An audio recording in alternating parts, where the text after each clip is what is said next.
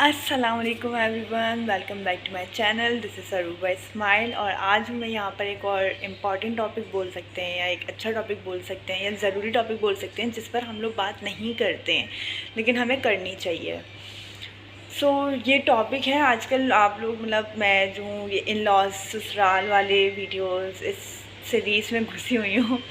ये भी उसी का हिस्सा है कि आज जो है मेरा टॉपिक वो ये है कि सास, बहू और बेटा। जैसे सास और बहू के बीच में कोई भी इश्यूज़ होते हैं, कुछ भी होता है तो बीच में पिस रहा होता है बेटा, क्योंकि वो शौहर भी है, वो बेटा भी है। उसको दोनों तरफ मैनेज करना है, बैलेंस करना है, which is very difficult thing. यहाँ पर जो मेरा पर्सनल पर्सपेक्टिव है वो ये है कि अगर हम देखें कि कोई कहीं पर इशू है या कुछ भी है, तो सबसे पहले तो मैं बोलूँगी कि जो एक लड़का होता है ना, वो पहले तो बाहर बहुत खप कर आता है, बहुत काम करके आता है। तो सबसे पहले अगर देखा जाए तो हमें तो उसको कुछ बोलना ही नहीं चाहिए जब वो घर आए। जैसे वो होता है ना, मोस्टली शौहर काम से घर आया, बेटा काम से घर आया, उसको दिन भर की शिकायतें लगाना शुरू कर दो। भाई ऐसा नहीं होना चाहिए। उसको हक है खुश रहने का, उसको रिलैक्स करने दिया जाना चाहिए। थोड़ा सा घर आ जाए, उसको सुकून करने दो, इंस्टेड ऑफ कि शुरू हो जाओ अपनी शिकायतों का पिटारा लेके। नहीं सही है। एक बात तो ये हो गई कि हमें मैं ये बात एंड में करनी थी, लेकिन बात मैं शुरू में इसलिए कर रही हूँ कि सारे मसले यहीं पे ख़त्म हो जाएं अगर हम उस बंदे को बीच में इन्वॉल्व भी ना करें। इशू अगर सास और बहू का है तो वो आपस में निपटाएं, आपस में बात करें। सासू का होता है आने दो ज़रा, मेरे बेटे को बात बताऊँगी, तुम्हारी शिकायत लगाऊँगी। या बहू का क्या होता है, घर आते ही शौहर के शुरू हो जाती हैं। तो ये सब कुछ नहीं होना चाहिए। वो बंदा, हमें नहीं पता कि बाहर क्या क्या फेस करके आ रहा है। सही, तो इससे फिर ना बंदे का दिल नहीं चाहता घर आने का, चिड़चिड़ाहट होने लगती है उसको कि यार क्या है, फंस ही गया है शादी करके। तो इस तरीके वाला सीन होने लगता है उसके साथ। सही है। और यहाँ पर जो मेन रोल होता है ना, वो होता ही बंदे का है। क्योंकि देखिए, जो सास और बहू के बीच में लड़ाइयाँ होती हैं, बंदा एक ही है। अब जो बीवी है वो भी अपने शौहर को ही बताएगी ऑब्वियसली, जो माँ है वो भी अपने बेटे को ही बताएगी ऑब्वियसली। तो यहाँ पर उसका काम है कि वो किस तरीके से बैलेंस करता है रिश्तों को। वो कुछ उसको आना चाहिए बैलेंसिंग, कि बीवी भी नाराज़ ना हो, माँ भी नाराज़ ना हो, दोनों खुश रहें। और इन सबसे पहले तो इश्यूज़ होने ही नहीं चाहिए। इश्यूज़ हो ही क्यों रहे हैं? अगर एक लड़की अपनी ससुराल को अपना ससुराल समझती है, अपनी सास को अपनी माँ समझती है, या सास अपनी बहू को अपनी बेटी समझती है, तो इश्यूज़ होने ही नहीं चाहिए। लेकिन अगर फिर भी इन सब चीज़ों के बाद भी इश्यूज़ होते हैं, या कहीं पे लड़कियां अपनी सास को सास ही समझती हैं, या सास अपनी बहू को बहू ही समझती हैं, और लड़ाइयाँ हो रही हैं, झगड़े हो रहे हैं, तो इन सब में जो है पिस्ता जो है ना, हमेशा वो बेचारा लड़का है, यानी कि शौहर और किसी का बेटा।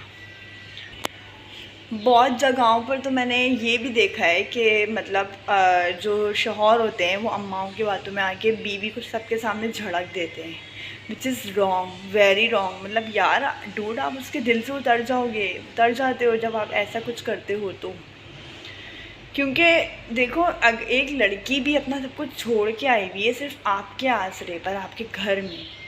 सही है। तो आपको जो है इतना कैपेबल इनफ होना चाहिए कि अगर वो गलत है ना, तो उसको पर्सनली या अपने रूम में जाकर आप समझा दो कि भाई देखो ये चीज़ गलत है, ये नहीं करो। लेकिन ऐसा ना हो कि आप पूरी फैमिली के सामने, सास ने शिकायत लगाई, आपने पूरी फैमिली के सामने उसको झड़क दिया। This is very wrong.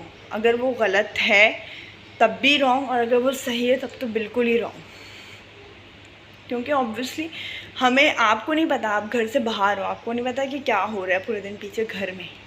आप किसी एक की बात सुनकर रिएक्ट नहीं कर सकते।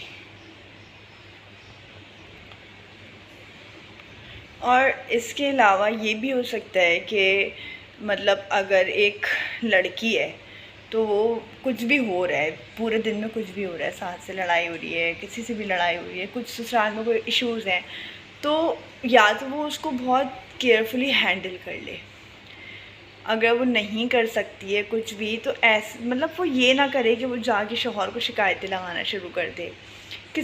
कोई एक जो है, या सास या बहू, कोई एक जो है ना समझदार होना चाहिए। मैं तो ये बोलूँगी कि मतलब आग, हम इसको ये बोल सकते हैं कि आग लगाने वाले काम है ना, कि मेरा बेटा घर आएगा तो मैं तुम्हारी शिकायतें लगाऊंगी, या वो बहू का होता है आने दो ज़रा मैं बताऊंगी। तो ये नहीं होना चाहिए, कंट्रोल करना चाहिए हमें इस चीज़ पर। हमें कोई भी इशूज़ है, हमें सामने बैठ के सास बहू या जिसके साथ भी इशूज़ है 1-on-1 कॉन्वो करें और अपने इशू को सॉर्ट आउट करें। किसी बंदे के पास लेकर जाने क्यों, वो अपने ऑफिस के इशूज़ हमारे पास लेकर आते हैं, वो पूरे दिन में क्या क्या फ़ेस कर रहे हैं वो हमें बताते हैं, नहीं ना, क्यों, क्या हम परेशान हो जाएंगे। तो हमारा भी फ़र्ज़ बनता है कि हम उनका भी ख्याल रखें ना, और उन तक हम पहुंचने ही नहीं दें ऐसी बातें। उसको बताएं हम अच्छी अच्छी बातें, पूरे दिन में क्या अच्छा हुआ वो हम उसको बताएं, इंस्टीड ऑफ के घर पे आते हम शिकायतों का पटारा खोल के बैठ जाएं उसके सामने। और ये चीज़ दोनों के लिए है, ये एक लड़की के लिए भी है और एक माँ के लिए भी है। क्योंकि कभी कभी ऐसा भी होता है कि मतलब अगर लड़की गलत भी नहीं है या सास गलत नहीं है और कोई दूसरा ऐसा कर रहा है, तो फिर वो दिल में ना एक मिसअंडरस्टैंडिंग्स पैदा होने लगती हैं। अगर जैसे सास ने बोल दिया कि भाई आने तो ज़रा बेटे को, आज रात में तुम्हारी शिकायत लगाती हूँ, और वो आया और लगा भी दी और बेटे ने सबके सामने झड़क भी दिया, तो फिर जो लड़की है ना उसके दिल में जो एक आप बोल सकते हो लेवल ऑफ रिस्पेक्ट कम हो जाता है। फिर आप उससे एक्सपेक्ट नहीं कर सकते कि वो आपको अपनी माँ समझेगी, मतलब हाँ माँ समझेगी या बेटी बन के दिखाएगी। क्योंकि जब तक आप उसको, अगर आपको कोई मसला है तो आप उससे खुद सॉर्ट करो, इंस्टीड ऑफ कि आप किसी तीसरे बंदे को बीच में लेकर आओ। ये नहीं होना चाहिए, बस मेरा पॉइंट यही है। आई एम नॉट मैरिड, सो आप लोग मतलब ऐसा लग रहा होगा इतनी मतलब मैं कैसी बातें कर रही हूँ। I am not married, but ये जो इश्यूज़ है ना छोटे छोटे, जिससे घरों में मसले होते हैं, इश्यूज़ होते हैं, ये सब मैं ऑब्वियसली मैं एक जॉइंट फैमिली में रहती हूँ, तो मैं सब कुछ देखती हूँ कि क्या मतलब क्या होता है।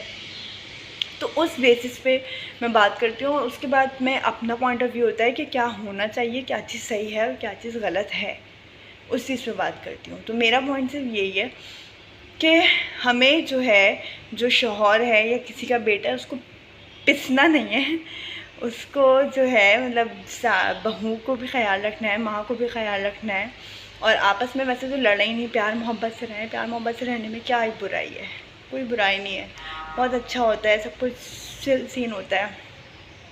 और अगर ऐसा कुछ हो भी रहा है तो आपस में खुद निपटाएं, किसी तीसरे बंदे को बीच में नहीं लाएं। और अगर लेकर आते हैं तो फिर यहाँ पर उस बंदे का रोल है कि वो कैसे बैलेंस कर रहा है, उसको दोनों को बैलेंस करना है, वो किसी एक की साइड नहीं ले सकता। क्योंकि ऑब्वियसली उसकी माँ भी ज़रूरी है, उसकी बीवी भी ज़रूरी है। कुछ माँओं को ऐसा लगता है कि भाई बीवी आ गई, अब ये बीवी का हो गया। तो यहाँ पर भी मैं यही बात बोलूँगी कि जो माँ है ना उसकी जगह बीवी नहीं ले सकती, और जो बीवी है उसकी जगह माँ नहीं ले सकती। तो हमें कभी भी कंपेयर नहीं करना चाहिए बीवी और माँ को एक दूसरे के साथ। माँ का मुकाम तो बहुत ही अलग अलग है और बीवी का मुकाम अलग है। तो इसलिए माँओं को भी और बीवियों को भी ये चीज़ समझनी चाहिए कि वो माँओं के साथ कंपेयर ना करे कि तुम अपनी अम्मी के लिए तुम इतना कुछ करते हो, ये करते हो, वो करते हो, मेरे साथ नहीं करते। कोई कंपैरिजन है ही नहीं माँ और बीवी का। तो वी हैव टू बी इतना समझदार कि ऐसे कोई इश्यूज़ हुए ही नहीं हमारी ज़िंदगी में। खैर मुझे इतना ही बोलना था, और उम्मीद है कि आप लोगों को मेरी बात समझ में आ गई होगी। और अगर आप लोग ने मेरे चैनल को सब्सक्राइब नहीं किया है तो मेरे चैनल को सब्सक्राइब कर लें, ताकि हम इसी तरीके के और कुछ डेली लाइफ के मसले या कुछ भी आपस में बात कर सकें। मिलेंगे एक और नई वीडियो में, तब तक के लिए अपना बहुत सारा ख्याल रखिएगा, दुआ में याद रखिएगा। अल्लाह हाफ़िज़।